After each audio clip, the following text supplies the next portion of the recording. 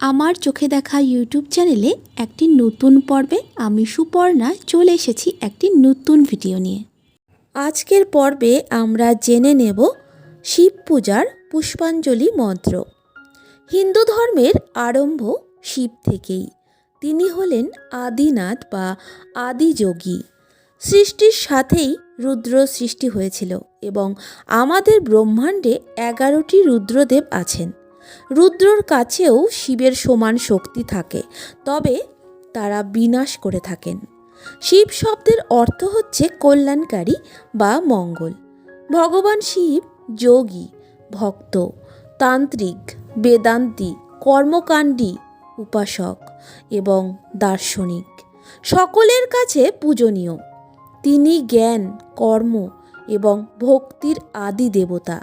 তিনি পরম পুরুষ, পরম ব্রহ্ম। এবার আমরা পুষ্পাঞ্জলি মন্ত্রটি জেনে নেব। ওং নমো শিবায়। এষো সচন্দন পুষ্প বিল্ল পত্রাঞ্জলি। নমো শিবায় নমো। ওং নমো শিবায়। এষো সচন্দন পুষ্প বিল্ল পত্রাঞ্জলি। নমো শিবায় নমো। ওম।